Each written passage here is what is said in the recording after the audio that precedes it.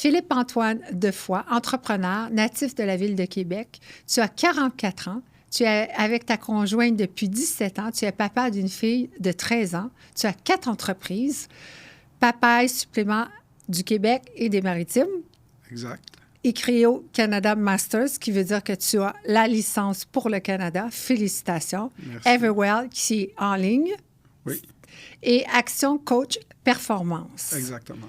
Tu as commencé à être un leader, dans mon livre à moi, entre l'âge de 8 et 9 ans. Comment tu as fait ça pour être leader si jeune? Je crois que c'était inné un peu en moi. J'ai un désir intérieur de créer, d'accomplir, de faire des choses. Donc, je crois que ça vient d'une certaine façon, peut-être inné. C'est des choses que tu vas acquérir avec le temps, avec l'expérience, mais c'est plus fort que moi. Mais à 8-9 ans, là, tu avais déjà... J'avais déjà commencé, effectivement. On ne peut pas dire à proprement parler que c'était une entreprise, mais pour ceux qui ont... Tu es un leader. Oui, pour ceux qui ont l'âge de se rappeler, on avait des journaux papier à la maison. Donc, un des premiers travaux que les jeunes garçons et filles, mais c'était surtout des garçons, faisaient, c'était de livrer les journaux aux gens, aux clients le matin dans le secteur où tu demeurais. Fait que moi, je faisais ça dans la ville de Québec, sur la rive sud de Québec. Puis, déjà en 4e année du primaire, j'avais déjà ce petit travail-là. Puis, quelques mois plus tard, mes parents se sont séparés. Suite à la séparation, mon père a déménagé à une certaine distance. Donc, un week-end sur 2, on était avec lui. Un week-end sur 2, assez loin pour ne pas pouvoir m'occuper de cette tâche-là. Fait que j'ai embauché un de mes amis. Mon ami a commencé à prendre le relais pendant les 2 jours de week-end où j'étais pas là. Puis là, de fil en aiguille, il y en a d'autres qui étaient intéressés. Fait que là, j'ai rajouté d'autres. On appelait ça une run de journaux à l'époque. C'était un secteur, ça pouvait être, je sais pas, 75 maisons, peu importe qui avait le journal. Fait que là, j'en ai rajouté une 2e, une 3e, une 4e et une 5e.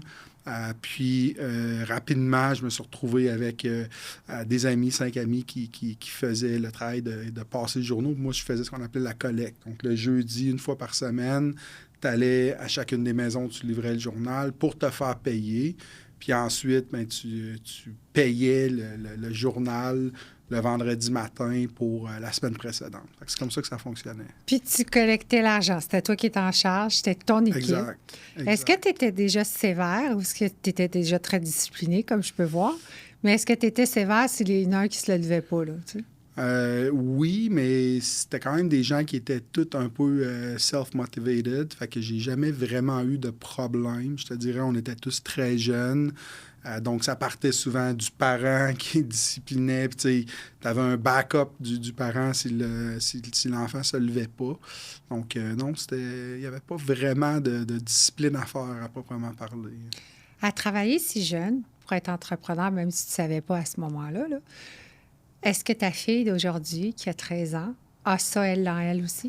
Ma fille, on l'a fait travailler dans l'entreprise depuis 2 étés, donc l'été dernier et l'été précédent, donc depuis l'âge de 11 ans, 10 ans, 11 ans. Puis là, elle nous a annoncé dernièrement que l'été prochain, elle voulait travailler, donc elle va rechercher un emploi soit chez Tim Hortons, Starbucks. Pas dans tes entreprises? Pas chez nous, non. Pourquoi, exact. tu penses? Écoute, je favorise ça. Aldo, qui est le fondateur de la compagnie si connu, a toujours favorisé que ses enfants aillent travailler à l'extérieur de l'entreprise pour apprendre des nouvelles choses, exact. Pour pouvoir les intégrer à l'intérieur de la compagnie. Donc, non, je suis 100% pour ça. Je crois que ça va développer sa maturité, son autonomie, puis elle va se retrouver dans un vrai marché du travail, le vrai monde du marché du travail. Chez nous, c'est papa, c'est maman. C'est ça. Il y a peut-être des petits passe-droits, peut-être traités un peu différemment par les collègues. Donc, dans un environnement qui est aseptisé, neutre, où que là, vraiment, elle doit avoir la discipline, puis elle doit faire les choses parfaitement. Je suis vraiment en faveur de ça. Puis ça vient de elle, c'est pas nous qui l'a poussé. Donc, on est très, très fiers et on est très en faveur de ça. Ta femme, oui. 17 ans, oui. Ta conjointe, oui. Elle est disciplinée aussi, là. Oui, oui. Est-ce qu'elle fait partie, en tant qu'entrepreneur avec toi? Est-ce qu'elle a des actions? Elle est dans l'entreprise depuis 17 ans. Elle est partenaire dans l'entreprise Dans également. laquelle? La façon que l'organigramme est monté dans tout, on pourrait dire à proprement parler. Là. C'est un peu complexe, mais oui, elle est partie prenante dans tout. Est-ce qu'elle a un mot à dire sur des choses? Elle a toujours un mot à dire, surtout. Des fois, j'écoute J'y vais doucement. Des fois, j'écoute pas le mot à dire, mais on communique sur des choses, mes projets, comment je vois les choses. Oui, elle a une opinion que je valorise énormément, que je respecte énormément. Je suis quelqu'un qui est très, très créatif, très ambitieux. Donc, des fois, elle me permet de me ramener un peu plus dans le chemin battu. Terre à terre. Donc, oui, c'est ça. Non, tout à fait. Là, je suis très, très à l'écoute. Très, très à l'écoute, mais ça ne veut pas nécessairement dire que je vais faire des fois, je vais faire à ma tête. Puis, qui arrive quoi dans ce temps-là? On a une bonne entente. Oui, on en a dit tous un. Moi aussi, j'ai Marie, mais Ouais. je pense qu'en tant qu'entrepreneur, on est des gens qui aiment ça avoir peur, mais ça peut faire peur aux autres. Oui, mais ma femme, son père était entrepreneur, donc elle a vécu ça toute sa vie. Lui et ses frères ont monté une compagnie de construction de grande ampleur. Son père était souvent parti du dimanche soir au vendredi. Il passait le temps, mais quand il était là, son père il était là à 100% pour la famille. Donc, j'ai beaucoup d'admiration pour lui, pour ce qu'il a fait. Puis, c'est une des premières choses qu'elle m'a dit, parce que quand on s'est rencontrés, au départ, j'étais dans une phase où, au point de vue business, il y avait beaucoup de choses qui se passaient. C'était très occupé, très chaotique. Puis, elle m'a dit, tu sais, écoute, regarde, honnêtement, tu peux travailler 23h50 par jour si c'est ce que tu as besoin de faire, mais le 10 minutes que tu vas être avec moi, avec nous, avec la famille, je veux que tu sois là à 100%. Est-ce que tu y arrives? Oui, je le respecte. Ouais. Tu es encore capable avec tes 4 entreprises? Oui, 100%. Est-ce que tu délègues facilement? Je délègue très facilement, oui. J'ai appris à déléguer il y a longtemps. Puis, c'est quelque chose que j'ai masterisé. Je me considère comme quelqu'un qui est un bon coach pour les gens. Tu sais, un entrepreneur, tu es souvent un généraliste. Je suis pas un grand spécialiste de grand-chose. Je me dis... Tu vas chercher ce que tu as besoin. Oui, puis ton équipe. J'ai toujours dit que j'étais pas quelqu'un qui avait beaucoup de talent. Je suis un bon travaillant. Je n'ai pas beaucoup de talent, mais je suis un bon généraliste. J'ai des bonnes connaissances en marketing, des bonnes connaissances en comptabilité, en finance, en ressources humaines, opérations, etc. Mais oui, je délègue énormément. Mais je pense que le fait d'être dans les tranchées avec tout le monde, d'abattre du travail, d'être disponible, d'être là, d'être au bureau, démontre aux gens que je vais toujours être là pour les supporter. Très important. Donc, je délègue, je fais des suivis. Quand quelqu'un a besoin d'aide, je suis là. Je vais toujours être là. Je vais toujours sacrifier ma vie personnelle, même la vie familiale. Honnêtement, ils le savent. Aujourd'hui, la vie qu'on peut vivre, puis que chacun de la famille puisse vivre ses passions. Ma fille fait de l'équitation à un niveau quand même élevé. On voyage, on a une maison à l'étranger. C'est à cause des autres. C'est ça. C'est ton équipe. C'est ça. Fait que, tout ça, cette réalisation-là, qui nous amène une qualité de vie puis des choses qu'on aime dans la vie, elle est tributaire de l'entreprise, donc elle doit être la priorité familiale. Puis on aura le temps de se reprendre, on aura le temps. C'est quand il y a une crise à gérer, je peux pas dire « Ah, ben là, écoute... je suis sur la plage. » Non, mais rappelle-moi. On avait une soirée cinéma-maison prévue. Là, c'est comme, garde, on fera ça une autre fois. Là, c'est ça. Fuck it. Là. C'est ça, tout à fait. Fait que, je pense qu'il faut dans nos couples, parce que moi, je suis le côté comme toi, j'ai des entreprises, je pense qu'il faut que notre couple, l'autre moitié, nous comprenne, puis il ne faut pas qu'il soit comme nous, parce que sinon, ça ne fonctionnera pas. Il faut qu'ils sachent quand est-ce que c'est bon de nous laisser aller, puis pas. Tu es très créatif, tu l'as dit en début d'interview. Papa est arrivé comment? Parce que Papa, c'est une de tes entreprises qui est très connue au Québec et dans les Maritimes. Explique-moi, tu en as 122, je crois? Oui, ben dans le fond, j'ai un double chapeau. OK. Je suis Popeyes, c'est une entreprise qui a...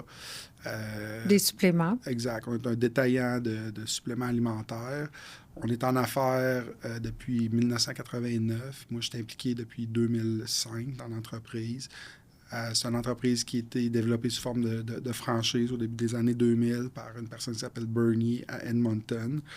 Moi, j'ai débuté en 2005. J'ai commencé à ouvrir des magasins un après l'autre, puis à croître très, très, très rapidement. Alors, tu achetais des franchises. Exact, c'est OK. ça. Puis depuis 2013, je suis impliqué dans la bannière au complet, dans un rôle exécutif. Moi et 2 autres personnes, on s'occupe d'une très grande majorité des dossiers afférents à l'entreprise, que ce soit les opérations, le marketing, les achats, les promotions, etc.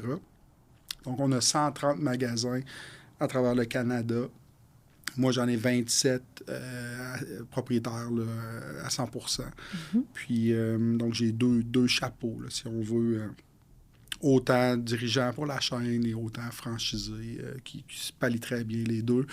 Quand je mets mon chapeau pour la chaîne, je pense tout le temps à tout le monde, à toute l'équipe au complet. À travers le Canada. Exact. Tu sais, quelles sont les réalités des gens, autant à Calgary que moi, mettons, mes magasins à Halifax, que quelqu'un sur l'île de Vancouver à Victoria, qu'en Ontario, etc. Fait qu'on je réussis très bien à pallier là, les deux rôles. Tu es arrivé dans les débuts de 2000. Ouais. Qu'est-ce qui est arrivé pour que tu prennes la piqûre pour dire « Ah, moi, je m'en vais avec papa ». Comment c'est arrivé, cette situation-là? Oui, bien, dans le fond, moi, j'ai tout le temps été intéressé par le monde de l'entraînement, du fitness. Mon oncle Jean, qui est venu souper à Noël à la maison, Jean avait parti un des premiers gyms sur la rue Sainte-Catherine, qui devait être dans les années à peu près 90, je te dirais, qui s'appelait le Art Gym. Donc, Jean m'avait donné à moi et mon frère un petit bench, là, carrément, genre un bench Canadian Tire, mais à l'époque, ça n'existait pas. Tu n'achetais pas ça chez Canadian Tire avec des poids. Fait qu'on s'entraînait dans le sous-sol. Puis, on avait réussi même à trouver des protéines.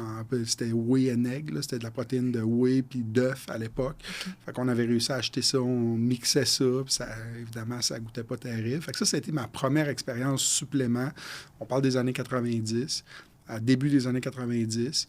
Ensuite, moi, j'ai resté 1 an aux États-Unis, en Californie. Puis là, à cette époque-là, mon beau-père, Michel, parce qu'encore une fois, mes parents étaient séparés. Donc, ma mère fréquentait un Québécois qui restait en Californie depuis des années. Mon beau-père avait un bench, des poids à l'extérieur sur le balcon, là, parce que tout est dehors, il pleut rarement. Météo un peu différente d'ici. Mais là, il pleut un petit peu plus en Californie. C'est surprenant. Oui, exact.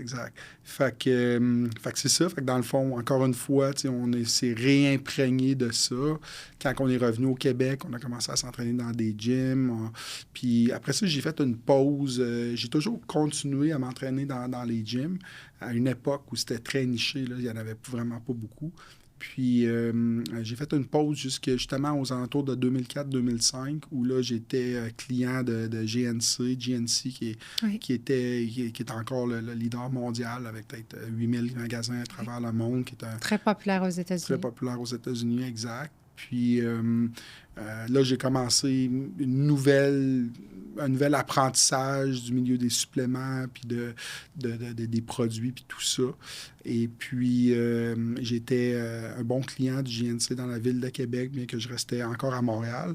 Puis le gérant sur place, qui s'appelait Pierre, nous parlait à moi, puis mon partenaire dans la ville de Québec, Patrick, sur vraiment là, la montée du brand Popeyes. Puis écoute, on entend ça, ces appels conférences de GNC, ça bouge, écoute, c'est populaire, Fait que, OK, il m'a parlé de ça.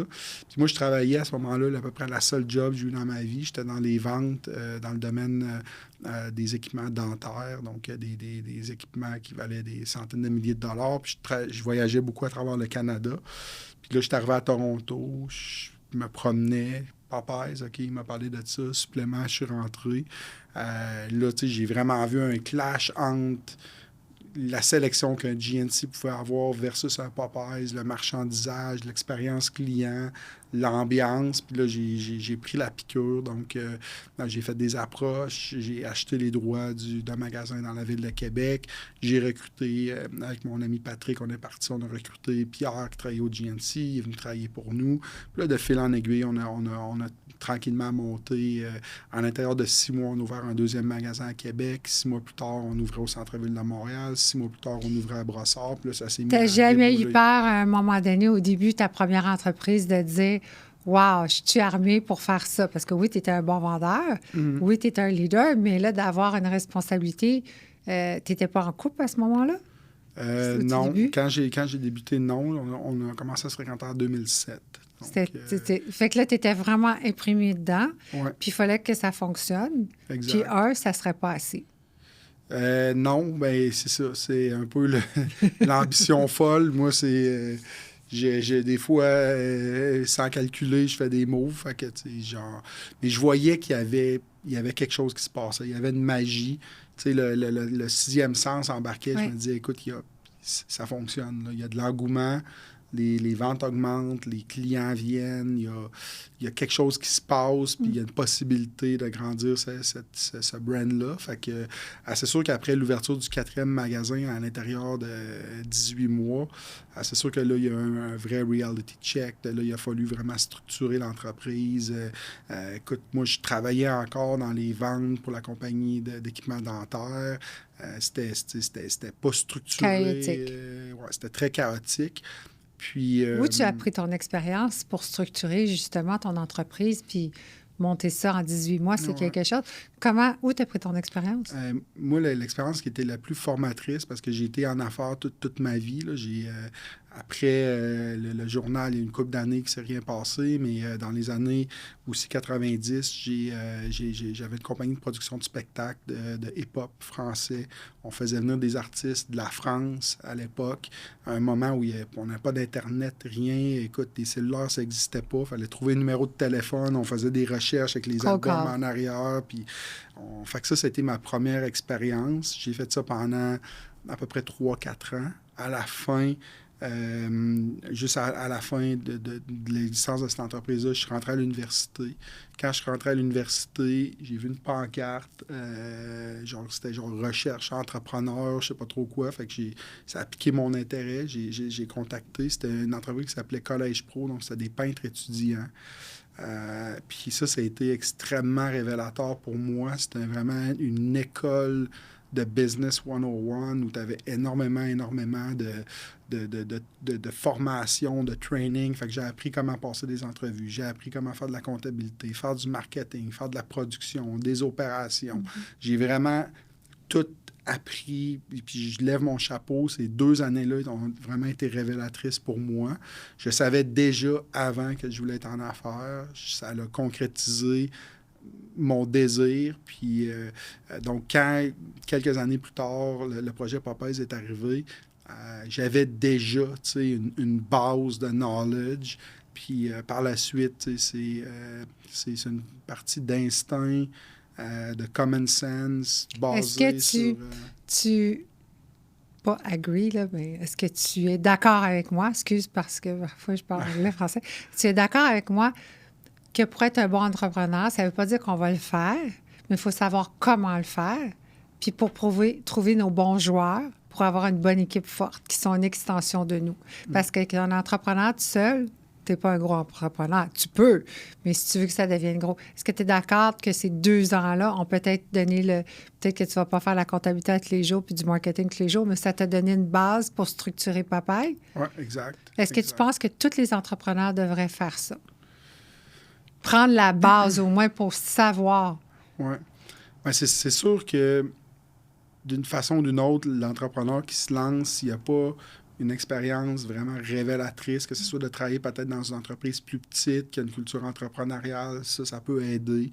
Ça peut être des études en administration, en marketing. Ça peut être du self-knowledge qui peut aider. Mais s'il n'y a rien de ça, il n'y a rien d'impossible non plus.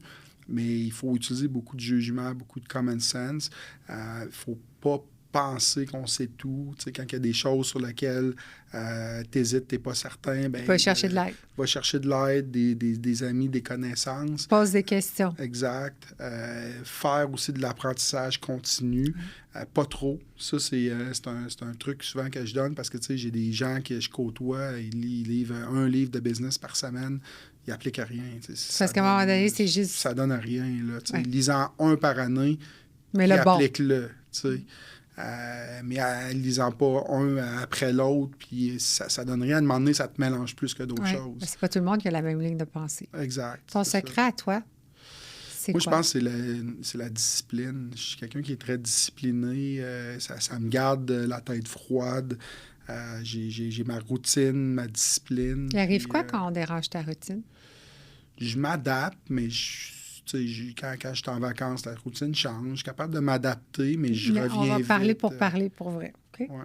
Moi, je suis un entrepreneur. J'ai une routine dans ma entreprise, mais je suis flexible. Je vais écouter. Mais quand on me sort trop de mon cadre, je ne suis pas si flexible que ça. Parce qu'on dirait, sans le vouloir, je dis bien avec tout respect et ouverture d'esprit, on a un ego. Hein? En tant qu'entrepreneur, on est des work addicts, puis on devient très passionné. Est-ce que toi, des fois, t'aimes ça, mais t'aimes pas ça? Il y a comme un inconfort. On est ouvert d'esprit, mais on a un... Tu sais, nous, on veut arriver plus loin, plus gros. C'est important pour nous. On ne se voit pas prendre notre pension, là. Non, vraiment pas. Ouais. Mais il n'y a pas grand-chose. Je suis très en contrôle de ma vie, de mon agenda. Fait qu'il n'y a pas grand-chose qui peut me sortir de ma routine, honnêtement. Donc, si c'est le cas, je reviens rapidement. Mais si ça devait arriver, je crois que je vais être en mesure de m'adapter. Mais je reviens vite à ce qui me rend heureux et ce qui fonctionne pour moi. Puis à demander des fois, elle change la routine. Mais des fois, je pense peut-être la changer, mais elle ne change pas. Tu sais, cet automne, je me suis mis à me questionner justement sur ma routine. Puis écoute... De quelle façon? Ben, tu sais, je me lève très tôt, je suis au gym très tôt. Tu sais, est-ce que je pourrais peut-être me lever de façon naturelle, voir comment que ça fonctionnerait, puis sans nécessairement, tu sais, tout le temps essayer de pousser par en bas, puis dire, OK, je vais me lever encore plus tôt, puis m'en faire encore plus de choses, m'en faire ci, ça. Ça n'arrête pas à un moment donné. Exact. Fait que, tu sais, puis là, tu vois, à un moment donné, tu sais, c'est sûr, j'ai eu une très grosse année 2023, beaucoup de projets. Mais on dit ça à chaque année. Oui, c'est sûr, mais il y a quand même des années qui sont plus intenses que d'autres. 2023, pour moi, ça a été... Parce que tu as décidé de, je crois, de préparer ce qui est arrivé maintenant au Canada, était le master. Oui, mais on a construit notre siège social, j'ai ouvert une nouvelle entreprise, on a déménagé un magasin, on a ouvert un nouveau concept, on avait un conflit légal très important qu'on a réglé, j'ai acheté une partie de la compagnie Cryo aux États-Unis. Il y a bien des affaires qui se sont passées. Fait que... Y a-t-il un moment donné, parce qu'on est toujours sur l'adrénaline, on avance, puis on le voit pas. Là. Nous, on pense que tout va bien. Let's go. Écoute, on n'est plus capable de respirer, puis on le sent pas. Est-ce qu'il y a un moment donné que tu te dis, OK, y a-t-il quelqu'un qui peut venir te dire, OK, Phil, je pense que tu as besoin d'une pause? Ouais. Qui fait ça? Ma femme, beaucoup. Là. Puis tu réagis comment quand on se dérange de ta traque? Parce que moi, ça me dérange parfois. Oui. Mais non, je pense que c'est nécessaire. Souvent, tu sais, je le sais, le endgame est où, puis je lui dis, puis tu sais, regarde, écoute, là, on a encore un stretch de 3 semaines. Dans 3 semaines, ça va être correct. Mais toi, quand tu es trop dans l'engrenage, tu sais, parce qu'on dirait qu'un projet en amène un autre, puis là, on est tellement sur l'adrénaline. On l'aime, l'adrénaline. On est des junkies. Je suis junkie d'adrénaline. Moi aussi. J'adore avoir peur de la peur, mais dans ma business, mais j'aime protéger tout le monde alentour. Toi aussi, je pense que c'est comme ça. Mais l'adrénaline, on la sent plus à un moment donné. On pense que c'est normal. Puis souvent, les gens qui sont entrepreneurs, ils vont dire, ben moi, je vais faire 40 heures, j'aurai 6 semaines de vacances par année. C'est pas comme ça, être un entrepreneur. Non. Puis je pense que les gens d'aujourd'hui ne comprennent pas ça. Non, c'est ça. Peu importe comment tu vas le vivre, tu vas... Ton entreprise, tu vas l'avoir dans la tête 24/7, 365. Là. Le monde parle de décrocher, puis c'est ça. J'ai beaucoup de difficultés. Tu vas continuer à penser à tes choses en tout temps. Si tu y penses pas en tout temps, tu n'es peut-être pas dans la bonne branche. OK. Ouais. Ou en tout cas, on n'est pas vraiment pas bâti de la même façon. Puis c'est pas... les gens parlent souvent décroche, si ça, mais je n'ai pas vraiment besoin de ça, moi, là, décrocher. Mais j'aime pas ça, moi, décrocher. Je trippe raide dans ce que je fais, là. Je vais être physiquement... Je peux être physiquement dans un autre pays, dans un autre contexte. Je peux faire du snowboard dans un endroit reculé. Puis il y a l'idée. Puis, je vais quand même garder le pace sur mes emails. Si j'ai des communications avec des gens qui sont nécessaires, ils vont être faits. Puis, pour moi, c'est pas lourd. Là. C'est pas quelque chose qui est lourd, c'est ça. Fait que, moi, je ressens pas de besoin de décrocher parce que j'aime ce que je fais. Fait que peut-être les gens qui n'aiment pas ce qu'ils font, ils ont besoin de décrocher. Mais quand tu aimes ce que tu fais, au contraire, tu veux accrocher encore plus. Oui. Qu'est-ce que tu aimes de ta nouvelle entreprise qui est Cryo? Oui. Cryo, tu l'adores. Oui. Cryo Canada. Si les gens qui ne savent pas c'est quoi, est-ce que moi, je connais beaucoup ça. Je suis très contente que tu l'aies amené. Puis en plus, c'est à 30 secondes de chez moi. Fait que bravo, ça me fait pas loin pour y aller. Tu peux nous expliquer c'est quoi la cryo, puis la technique cryo? Exact. Fait que dans le fond, le nom de l'entreprise, c'est eCryo. Nous, dans le fond, la cryothérapie, c'est l'un des services qu'on offre. La cryothérapie, c'est littéralement d'aller dans un environnement où les températures vont être extrêmement froides. Donc, nous, la machine qu'on a descend jusqu'à moins 106 degrés Celsius. Oui. Donc, c'est extrêmement froid. Tu restes pour une période de 3 minutes 30. Ça peut être moins longtemps, ça peut être un peu moins froid également. On peut moduler. Il y a des gens qui ont des craintes, tout ça. On ne rentre pas la tête. Nous, oui. C'est une machine électrique. Oui? Donc, c'est une cryothérapie du corps entier. Ah, OK. Aux États-Unis, il a arrêté ici. Puis les extrémités, aux États-Unis, on couvre les mains et les pieds. Oui, c'est ça, exact. On va couvrir les extrémités. Mais nous, dans le fond, la machine, tu as 2 technologies dans la cryothérapie. Tu as la cryothérapie à l'hydrogène. Oui. Puis tu as la cryothérapie électrique. La différence? La différence, écoute, je te dirais... en termes de température, tu es capable d'aller chercher les mêmes températures. La cryothérapie électrique, tu peux immerger le corps au complet, ce que tu ne peux pas faire avec la cryothérapie à l'hydrogène. Ça coûte moins cher à opérer, c'est plus sécuritaire. Puis la cryothérapie à l'hydrogène, il y a quand même des risques de frostbite, là, de faire des engelures. Donc, elle est beaucoup plus sécuritaire, celle électrique, la technologie pour laquelle on a opté. Puis le fait que tu puisses immerger vraiment, que tu puisses être au complet dans la machine, elle va permettre d'activer le nerf vague là, qui est derrière la tête, là, jusqu'au sommet de la tête, qui est vraiment l'effet recherché. C'est ce qu'on veut là, dans la thérapie du froid. Ça l'aide beaucoup à les gens qui ont des problèmes avec leur système immunitaire, les grands brûlés. L'arthrite. Si tu as eu une opération, peu importe, ça va le récapituler plus vite, ça veut dire que tu vas guérir plus vite. C'est un anti-âge aussi, on vieillit moins vite. Aussi, on parle des calories. Oui, exact. Alors, on peut maigrir facilement. Je te dis pas que c'est le régime puis qu'on sort de là pour manger du McDonald's. C'est pas ça qu'on a dit. Non, exact. Mais il y a une dépense calorique durant la thérapie. Est-ce que les gens au Québec ont été un peu frileux ou ont eu peur de cette nouvelle technologie? Non, écoute, dans tout ce que tu fais, tu as des gens, tu as des détracteurs, mais non, on a vraiment une belle adoption. Puis, la cryothérapie, c'est l'un des services. Ça s'appelle eCryo, mais c'est l'un des services. On en a 5 autres qu'on appelle des services de style de vie. On a la thérapie par la lumière rouge, le Red Light, qui est quelque chose qui est vraiment extrêmement révolutionnaire, une machine inventée par la NASA. Et c'est pas chaud? C'est pas chaud du tout, non. Ça fait quoi, ça? Rouge. Récupération, anti-âge, performance, sommeil, réduction de l'arthrite. Écoute, il y a beaucoup de bienfaits. Puis, contrairement, c'est comme un lit de bronzage, mais tu ne vas pas colorer la peau, il n'y a pas de chaleur. Puis, le fait vraiment qui choque les gens de façon positive, c'est qu'on recommande de garder les yeux ouverts. Donc, c'est très bon pour augmenter l'acuité visuelle. Puis moi, je l'ai même senti moi-même. J'ai toujours crié haut et fort que j'avais des yeux de chat, je voyais tout. Mais là, en vieillissant, je commençais, les yeux de chat... Ils s'en vont un petit peu plus foncés. C'est ça, ils commencent à être un peu moins bons.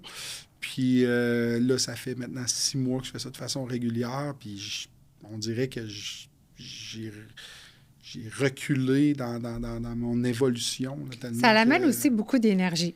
Oui, exact. Pour vrai, tu dors mieux, tu vis mieux. Sommeil. C'est quelque chose. Le Canada, tu es le premier. Tu es le master ici. Ça veut dire que tu as été chercher la licence pour Santé Canada ou en devenant un master, tu n'avais pas besoin d'aller à travers Santé Canada? Bien, dans le fond... le marché était déjà étudié? Dans le fond, nous, l'entreprise, en tant que telle, n'a pas besoin d'approbation de Santé Canada. C'est les machines qu'on achète puis qu'on opère qui ont besoin de leur approbation Santé Canada. Mais c'est ce que je voulais dire. Oui, ce qu'ils ont. Fait que c'est ça. Fait que oui, on a quand même... Est-ce moi, que ça fait difficile? 3 ans que je travaille là-dessus. Là. Oui, ça devait être difficile, par exemple. C'est un processus, oui. Le Canada est un pays assez régime. régulé. Et c'est un pays qui pense petit, plus petit parce qu'on est moins. C'est normal. On est frileux. On a peur. On est au nord, c'est pour ça. Oui. En tant qu'entrepreneur, toi qui voyages partout, parce qu'à chaque fois que je t'ai croisé au téléphone ou qu'on se parle par email, tu es toujours dans un autre pays en train de découvrir quelque chose, puis on le voit souvent sur tes médias sociaux aussi. Pourquoi choisir d'être ici si ça pourrait être plus facile ailleurs? Ah, mais non, je suis un grand fan du Canada, je suis un grand fan du Québec.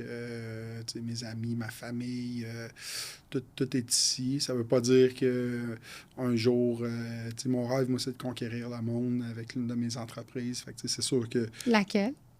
Je te dirais Icrio et Popeye, c'est les deux qu'on va pousser à l'international. Mais non, écoute, je suis très fier d'être Canadien, très fier d'être Québécois. On peut être fier, mais je dis, c'est toujours plus facile. Moi, je pense, en tout cas, aux États-Unis, c'est plus facile. Là, j'ai une business aux États-Unis avec Icrio, puis ils ont d'autres défis. Ils ont d'autres défis. C'est plus gros, c'est plus fort. Oui, il y a énormément de règlements puis de lois au Canada, mais il y en a quand même pas mal aux États-Unis. C'est juste, c'est différent. Il y a des facilités sur certaines choses. C'est sûr qu'il y a des choses au Canada qui sont un peu contre-intuitives. Mais c'est ça. Je suis pas quelqu'un qui fait du Canada bashing, du Québec bashing. Je pense qu'on peut être fier de... Je sais, mais tu sais, en tant que... Vu que tu as tellement voyagé, ce que je demande, c'est... Est-ce que pour toi, ça serait facile de partir puis ouvrir une extension de toi, pas fermer tout au Canada, mais ça serait peut-être plus facile? C'est ce qui va arriver. C'est le plan de sortir physiquement du Canada avec Popeyes dans les prochaines années, puis avec mon achat en partie de la compagnie Icrio. Je suis rendu un des propriétaires, des dirigeants de l'entreprise. Donc, on est déjà aux États-Unis. L'entreprise est originaire de là. On est en discussion avec le UK, l'Italie, la France, le Moyen-Orient. Ils sont très ouverts en Europe sur le cryo. Ouais. Très. Je crois que les Canadiens ici en ont une aussi, une machine de cryo, si je ne me trompe pas. Ça m'a été dit. Peut-être que je me trompe. Mais ça l'aide beaucoup à la récupération des muscles aussi. Est-ce que tu penses que ça peut passer sur les assurances privées? Un reçu ou quelque chose? Je croirais pas parce que, dans le fond, les assurances, quand on regarde vraiment beaucoup, parce que j'ai quand même audité ça pas mal, c'est souvent relié avec un autre professionnel qui délivre un service. De la naturopathie, de la physiothérapie, etc., etc. Fait que je crois pas. Écoute, j'aimerais ça, mais tu n'en es pas rendu là? Non, je me fie pas là-dessus pour... Parce que c'est vraiment bon pour l'arthrite. Moi, je souffre de problèmes de santé immunitaire très élevés. Puis aux États-Unis, ils m'envoyaient toujours au cryo, justement, avec une prescription. Je ne sais pas si ici, c'est possible.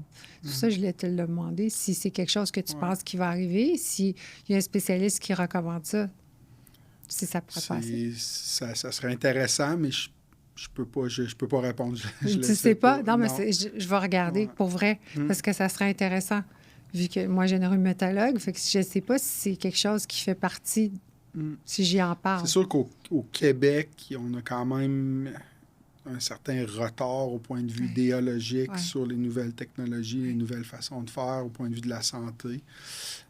Donc, je me croise les doigts peut-être qu'un jour, mais tu sais, je travaille avec certains médecins actuellement pour Oui. notre portion médicale avec les intraveineuses. Puis il y a des gens, ça commence de plus en plus à avoir de l'ouverture, mais il y a encore un vieux courant de pensée très, très conservateur. Que t'as pas besoin de ça. Puis, C'est drôle parce que la santé, si tu l'as pas, t'as rien dans la vie. Tu peux avoir tout l'argent du monde si t'as pas de santé. Puis parfois, on écoute des gens qui t'as pas besoin de ça, t'as pas besoin de ça. Mais ça fait partie de la santé. C'est à qui de décider qu'est-ce que tu as besoin. Tu as toujours eu une passion pour l'entrepreneuriat. Oui. Pourquoi toujours plus? Je pense que c'est juste le désir de créer, d'accomplir, juste le désir de me réaliser. C'est pas pour l'argent, c'est juste pour le Y a-t-il un fun. moment que c'était pour l'argent? Non. Jamais. Jamais. Non. T'as jamais eu un chiffre d'affaires puis tu t'es dit, moi, là, je vais aller là dans la vie. Non. Non, puis... C'est comme ça que tes succès dans le fond. J'ai eu la chance d'avoir des succès commerciaux jeunes, de faire des sous jeunes. Fait que j'ai jamais vraiment, je suis pas vraiment quelqu'un qui est attaché à ça. Je pourrais me débarrasser du matériel, puis ça changerait rien. Là. C'est pas...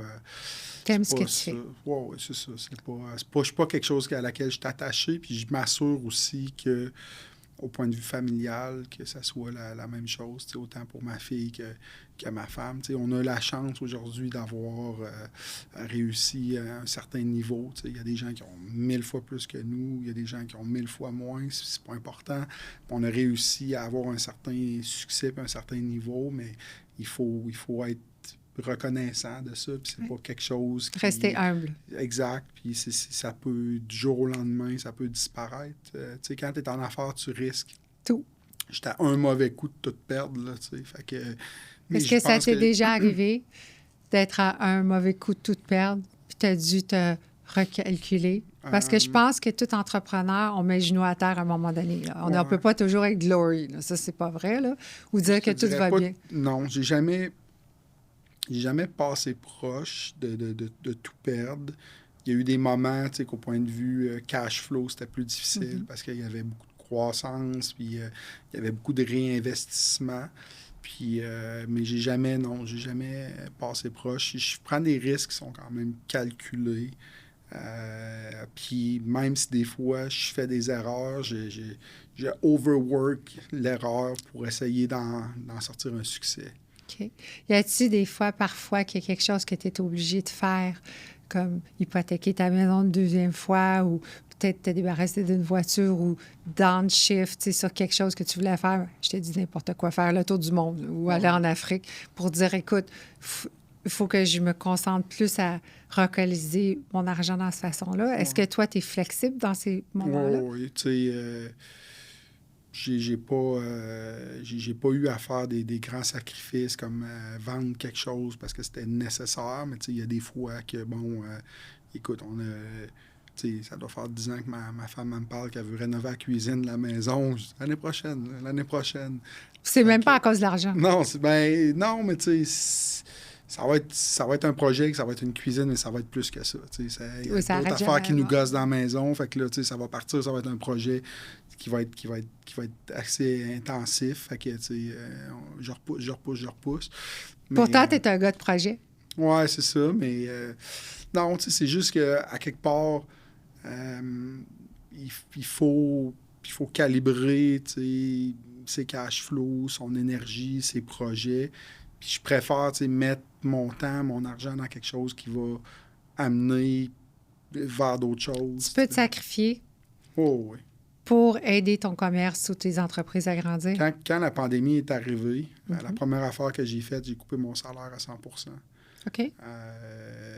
Puis dans le fond, ça a permis de garder des cash flows vraiment dans l'entreprise, de garder des gens à l'emploi. Moi, j'ai coupé tout, même j'ai coupé ma conjointe aussi, les 2 salaires, zap, on est tombé à 1 pièce par année, plus rien, jusqu'à temps qu'on s'en sorte. Parce qu'une business de retail, c'est une business qui génère des cash flows, qui génère des cash flows, mais c'est comme un film. Nous autres, on achète des produits ici, qu'on revend ici, qu'on va payer soit ici, soit ici, soit ici. Fait que quand le film arrête, quand la musique a arrêté durant la pandémie, puis que le trafic a planté. Et tu vendais ça en ligne? On vendait en ligne, mais tu sais, le monde, pendant 45 jours, là, tu sais, le monde, écoute, la fin du monde nous tombait sur la tête, là. Fait que, tu sais, tout a arrêté. T'as-tu eu peur? Non, j'ai pas eu peur. Non, parce que... T'as-tu un plan B? T'as-tu des plans B, toi, dans la vie? Ah oui, j'ai tout le temps des plans B, des plans C, des plans D. Je prévois tout le temps pour le worst case, mais tu vois... La pandémie est arrivée en mars 2020.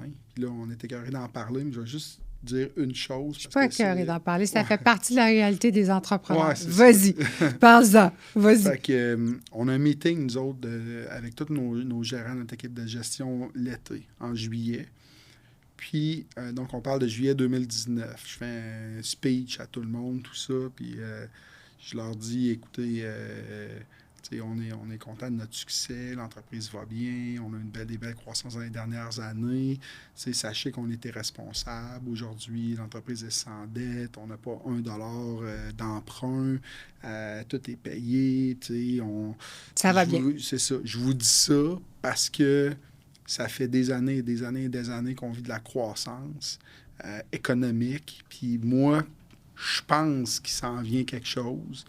Puis que, globalement, le monde va frapper le mur.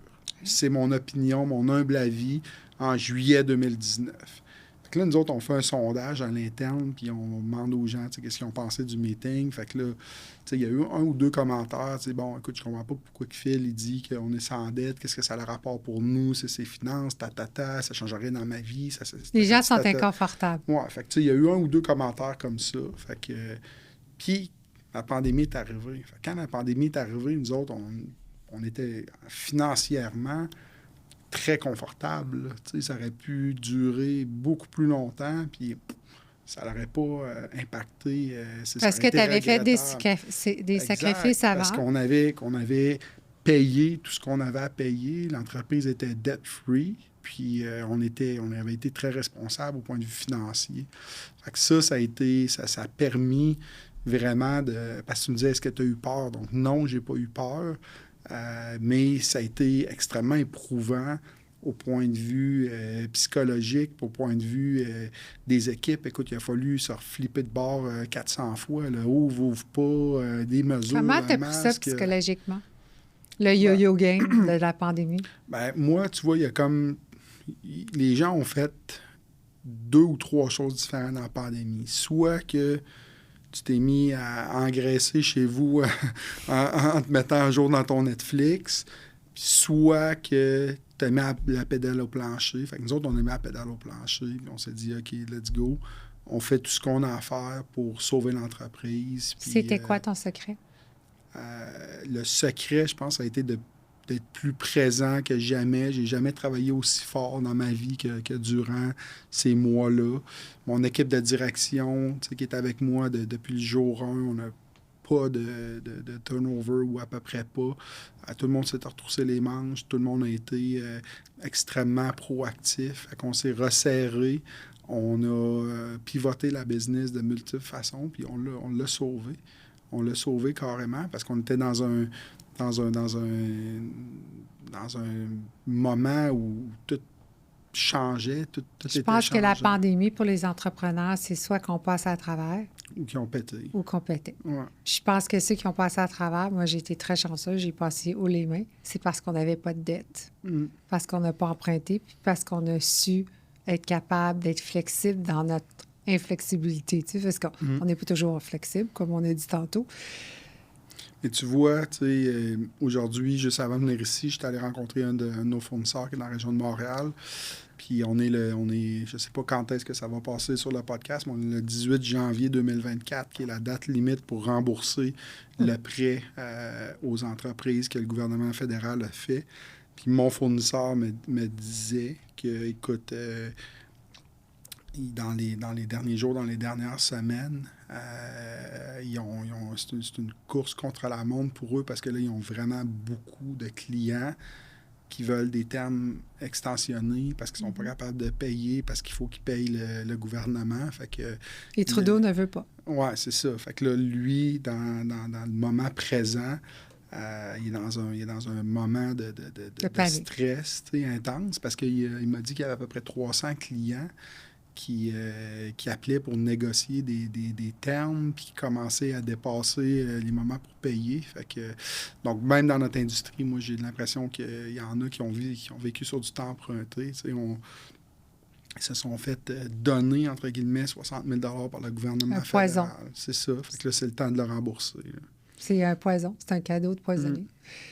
Tu as des équipes, tu as mentionné. Est-ce que chaque équipe est différente pour chaque entreprise ou c'est toute la même gang qui gère une entreprise? Est-ce que c'est...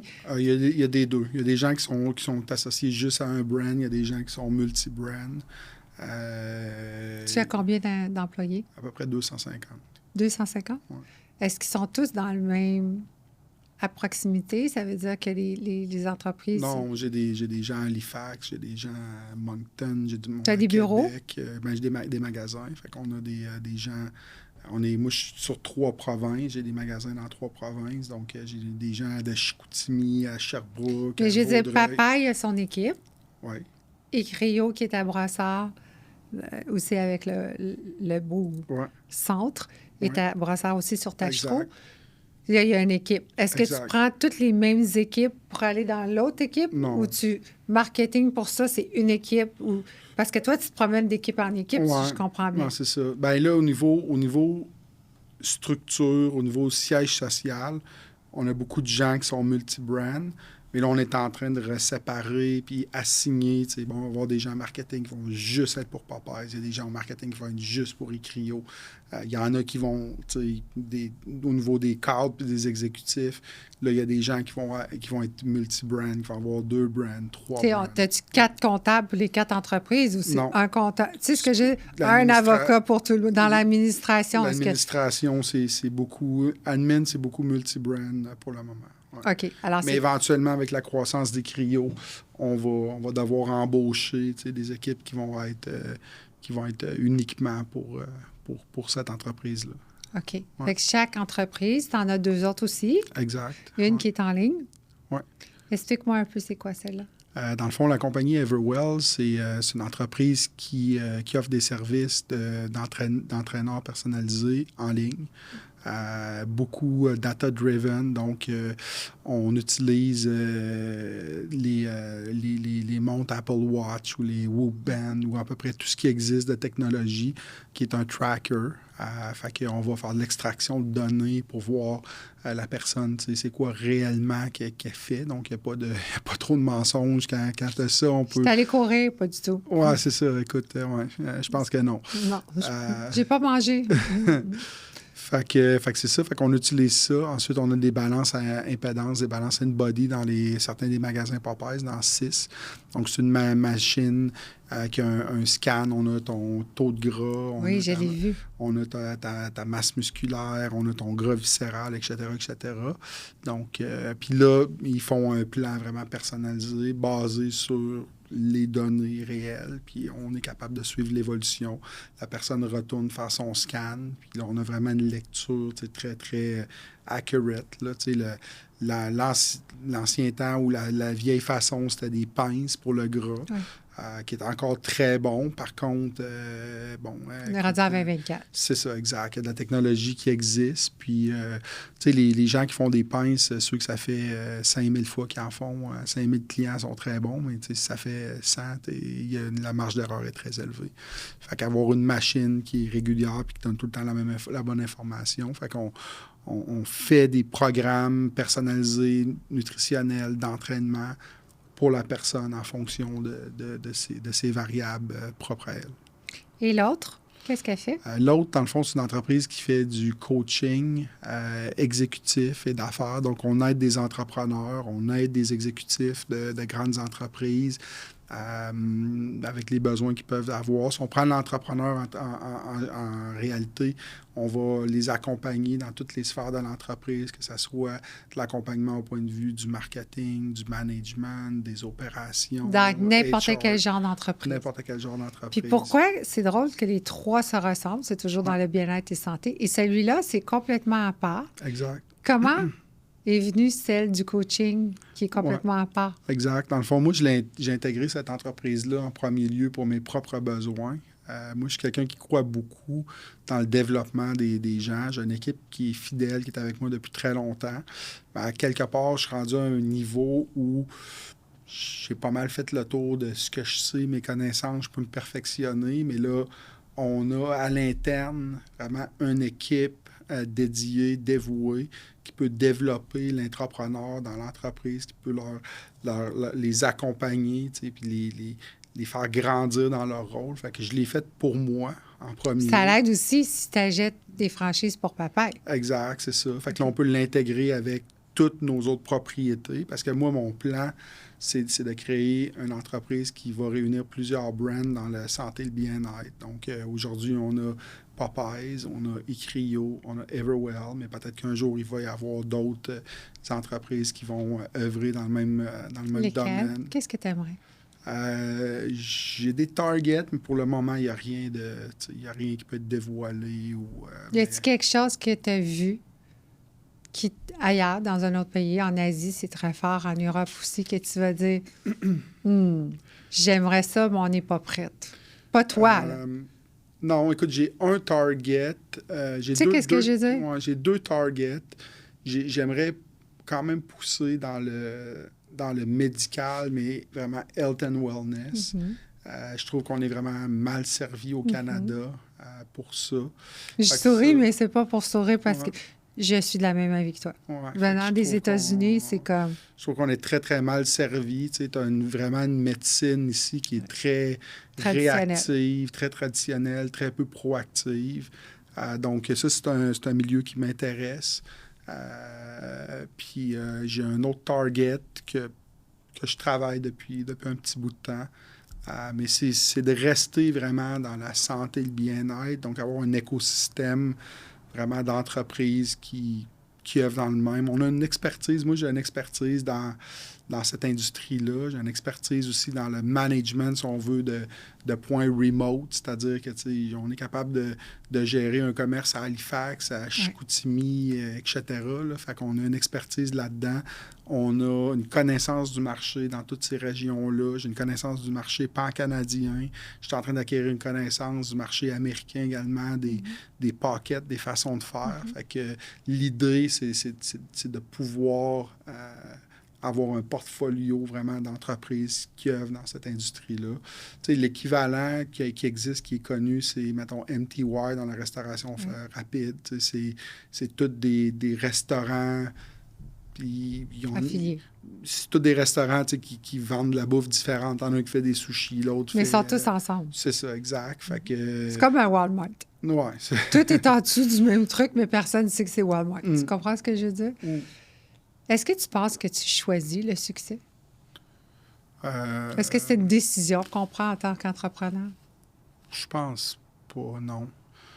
Tu sais, je pense que chaque personne qui entreprend, qui est entrepreneur, veut fondamentalement avoir du succès. Tu sais, il y en a qui vont en avoir plus que d'autres. Il y en a que c'est des concours de circonstances. Des fois, tu peux être trop tôt dans une industrie. Des fois, tu peux être dans une industrie qui est saturée, ça ne fonctionne pas. Mais je pense pas que tu choisis. Je pense que tu peux faire ta propre chance, là, make your own luck, comme ils disent en anglais. Pour faire ta propre chance, il faut que tu sois rigoureux, il faut que tu travailles fort.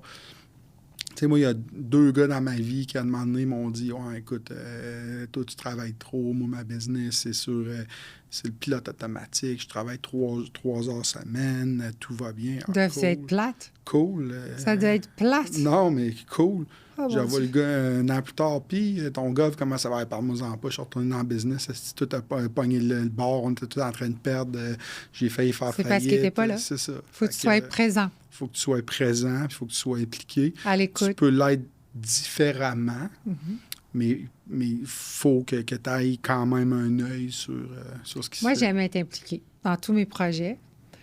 J'aime les voir se développer, mais je sais choisir mes joueurs qui vont bien avec ma personnalité, avec moi, puis avec mes ambitions. Mais parfois, nos joueurs, il ne faut pas trop qu'ils nous ressemblent. Parce que sinon, ça ne fonctionnera pas, puis il faut qu'on voit l'autre côté de la médaille. Toi, comment tu choisis tes joueurs? Comment ça arrive sur ton parcours? Bien, c'est sûr que avant toute chose, avant les connaissances, avant les compétences, avant le talent, je regarde l'humain. Tu sais, pour moi, c'est le plus important. C'est si il y a un fit au point de vue humain, au point de vue de personnalité, au point de vue de personne, puis je me vois travailler, il y a de la compatibilité au point de vue des valeurs, au point de vue des façons de faire, ben, c'est la première chose. Dans mon parcours, à un moment donné, t'arrives, t'as des gens qui ont des gros CV, mais il y a déjà un clash un peu Ego. de personnalité, de L'ego. valeurs, de façon de faire. Fait que, ça peut pas fonctionner. Fait que, Ça, tu le vois vite. Je le vois très vite. Ouais. Puis est-ce que parfois, tu pensais que ça ne fonctionnerait pas, tu as donné une chance pareille, mais à la fin de compte, c'est devenu une autre personnalité qui est un de tes bons joueurs? Non, je me suis pas trompé beaucoup sur les gens. Quelques fois. Mais non, si j'ai pas un bon feeling, je vais pas de l'avant. Qu'est-ce que c'est la première qualité que tu cherches pour un de tes joueurs? Sans le dire, là. Ouais, Le feeling, là, ton gut instinct. Ça, je suis sûre que tu l'utilises, ton instinct, parce qu'on l'utilise tous, là. C'est sûr que... La persévérance? Non, mais plus l'honnêteté. J'ai besoin de quelqu'un qui va me donner l'heure juste. Là, excuse le terme, là, mais un licheux de cul ou quelqu'un qui... Je suis pas capable. Là, moi, tu peux me dire n'importe quoi, à peu près n'importe comment, c'est correct. Mais j'ai besoin d'avoir quelqu'un qui va être honnête, qui va être intègre, qui va se dévouer. Mais on ne voit pas ça à l'interview. On le voit pas. T'as des signes. Tu penses? Oui. T'as des signes. Qu'est-ce que tu penses d'engager? Tantôt, tu l'as dit, ta fille, c'est bien qu'on aille ailleurs. Ça, moi aussi, je suis super d'accord avec ça. Mais souvent, on engage notre famille parce qu'on veut leur donner l'opportunité. Ouais. Moi, je trouve que c'est une mauvaise chose. Ouais. Non, toi? Moi, c'est... Non, écoute, ma conjointe, c'est vraiment un concours de circonstances. Aujourd'hui, je suis super fier d'elle, très heureux qu'elle soit impliquée dans l'entreprise. C'est un concours de circonstances, dans le fond. Quand elle tombe enceinte, je me suis retrouvé dans une période de gros rush. Fait qu'elle s'est mise à m'aider à l'administration. Puis une fois qu'elle a accouché, qu'elle est retournée au travail, dans ce qu'elle faisait, puis là, elle était vraiment dans une relation toxique dans l'environnement. Sa patronne, ça marchait pas vraiment pas, fait qu'elle était hautement malheureuse. Fait que j'ai dit, écoute, garde, au pire, là, reviens, puis tu as travaillé pendant ta grossesse, on va te refaire un rôle, puis on verra, puis si t'aimes Mais pas à part ça... tu sais, ton cousin, ton frère, ta soeur, c'est difficile. Non, pas hein? d'amis, pas... Non? Non, puis tu sais, j'ai une super bonne relation avec les gens de l'équipe. Est-ce que c'est comme ta famille? C'est comme une famille, mais c'est la ligne est très mince. C'est pas des amis. On ne se côtoie pas à l'extérieur du travail. Faut pas. À part du party de Noël. C'est ça. Il y a le party de Noël, il y a des voyages d'affaires, il y a des moments où... Faut que tu gardes ta ligne.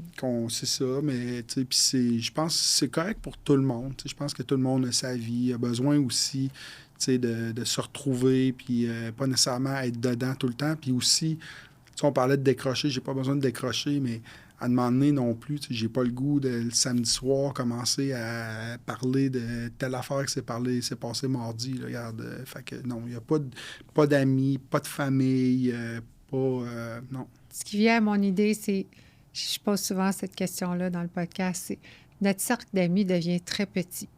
On peut les compter sur nos mains parce qu'on n'a pas les mêmes affinités. Oui, bonjour, comment ça va? C'est un ami de longue date, mais tu t'assois, toi, tu vois très grand. Ouais, non, moi, j'ai gardé toutes mes amies. Puis t'en as beaucoup? Beaucoup. Ouais.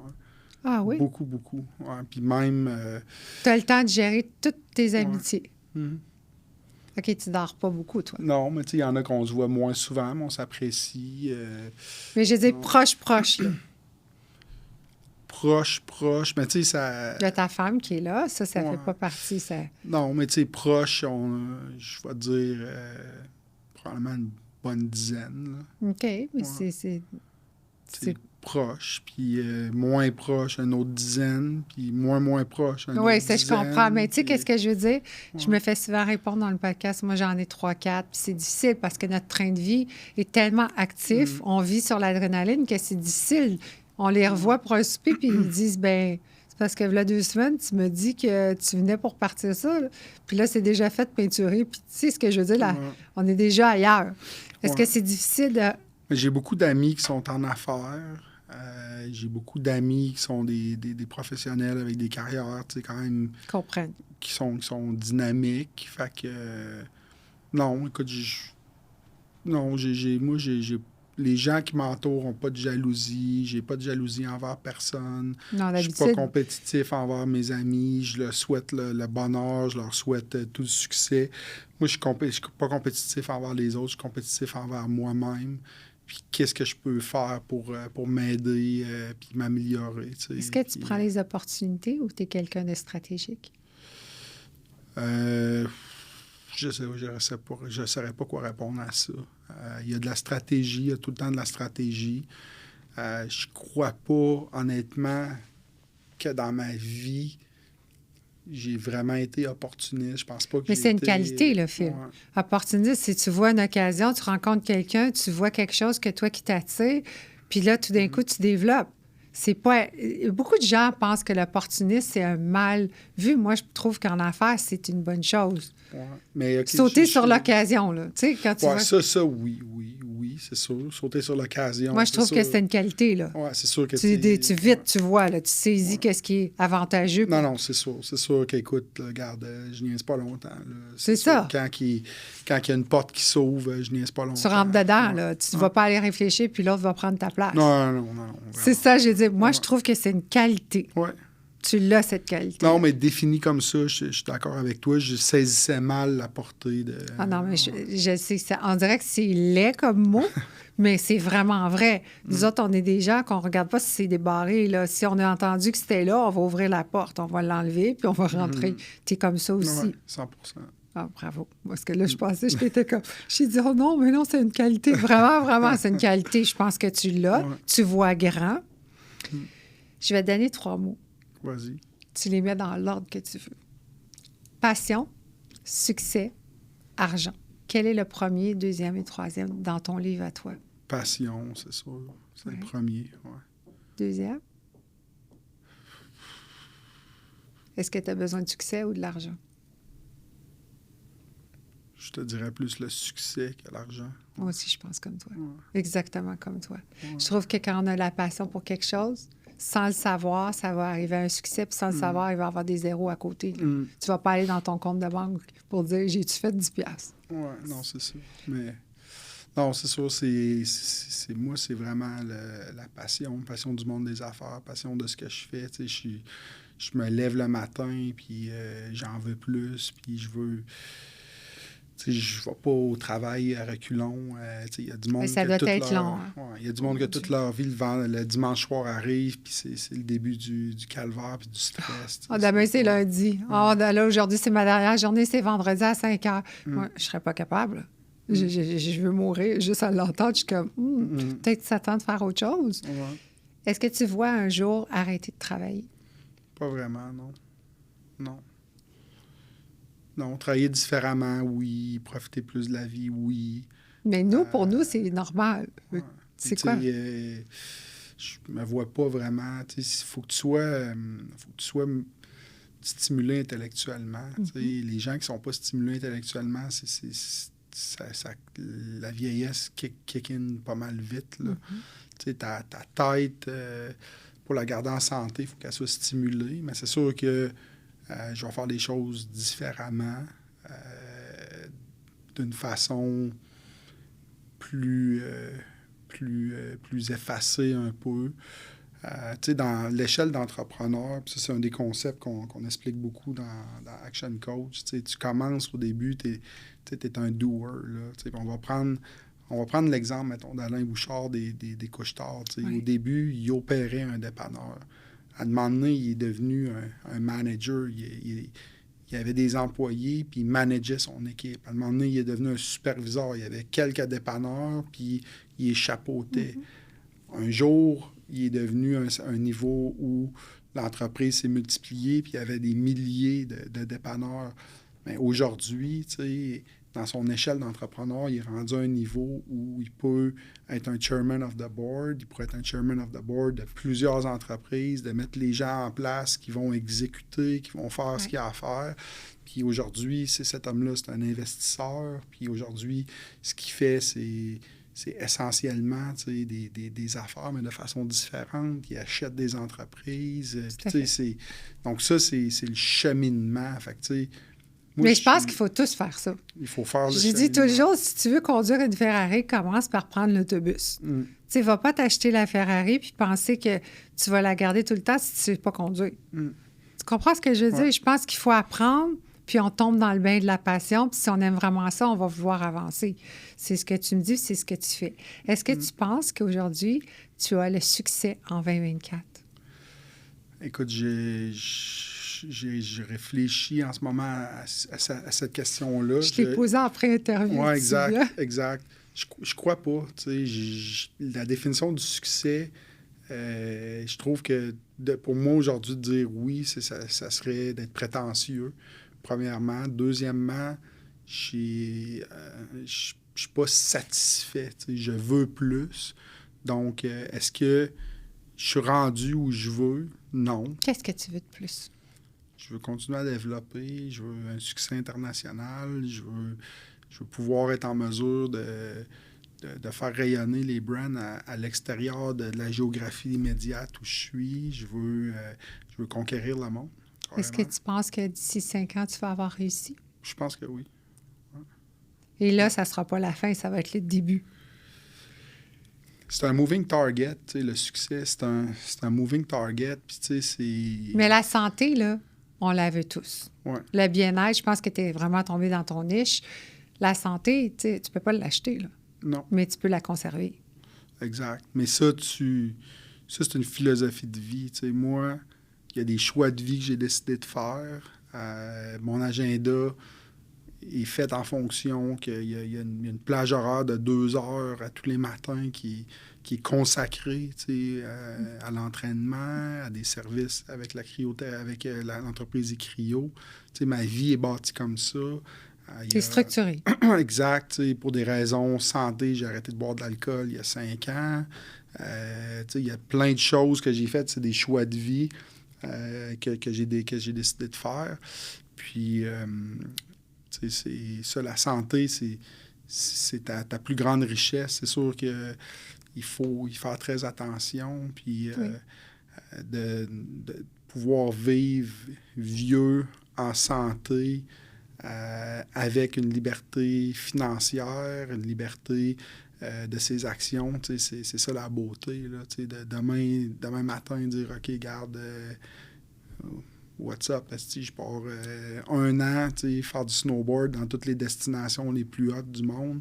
Mais ça, c'est ce que moi, je veux pouvoir faire à 55 ans, à 50 ans, whatever. C'est vers là que je me dirige. Fait que pour être en mesure de pouvoir faire ça, bien, il y a plusieurs choses. Mais même si tu as le succès financier, si tu n'as pas la santé, tu peux pas faire ça. Non, tu ne peux pas. Puis ça, je l'ai dit. Moi, j'ai été obligée de ralentir à cause de ma santé. Puis je le comprends maintenant. J'ai 55 ans, puis c'était ça où, tu sais, je pensais pas, là, parce que c'est difficile parfois, la santé. On ne sait pas quand ça nous frappe. Fait qu'il faut que tu te rassoies puis tu te dis, OK, c'est quoi ma priorité? C'est moi. Parce que si moi, j'ai pas la santé, on oublie ça. Là. Quand même que j'arrête 40 millions. Tu peux pas en profiter, tu n'es pas là. Alors, dans 5 ans, tu vas être à l'international, c'est ce que tu me dis? Ou avant, oui. Puis ton plus grand rêve dans 5 ans, c'est quoi? Dernière question. Écoute, je te dirais, tu m'as parlé de tu pourrais vivre ailleurs, tout ça. Ouais. Moi, j'ai vécu 1 an en Californie, puis ça me manque depuis longtemps. Donc, j'aimerais probablement pouvoir avoir une maison dans un certain secteur que j'affectionne particulièrement en Californie, probablement Newport Beach ou ces coins-là, Orange County. Fait que... puis moi, il y a beaucoup de... beaucoup un peu de préjugés dans la société québécoise sur les États-Unis, puis ils sont ci, ils sont ça. Moi, j'étais un tripeux de la liberté, puis de la philosophie qui est là, tout est possible. T'sais. Puis on est chanceux au Canada, c'est le cas aussi. Si tu regardes d'autres sociétés, juste en Europe, c'est extrêmement élitiste. Là, si tu vis ou si tu nais dans une famille très riche, qui a des propriétés, tout ça. Ça vient avec l'acquisition. C'est ça. Si tu vis puis tu nais plutôt pauvre. Tu restes pauvre. C'est ça. Aux États-Unis et au Canada, tu as possibilité de changer ta vie de par tes actions parce qu'il y a une grande flexibilité puis une grande liberté de ce qu'on peut faire, que souvent les gens oublient. Il y a beaucoup de gens qui chialent, mais écoute, regarde, au Québec, tu veux étudier, l'école est gratuite.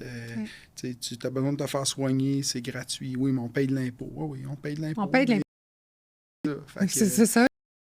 Tu payes ton impôt. Exact. On a une grande chance. Puis c'est que j'affectionne beaucoup. Donc, les rêves, c'est des moving targets. Ça change. Puis, mais je réalise mes rêves.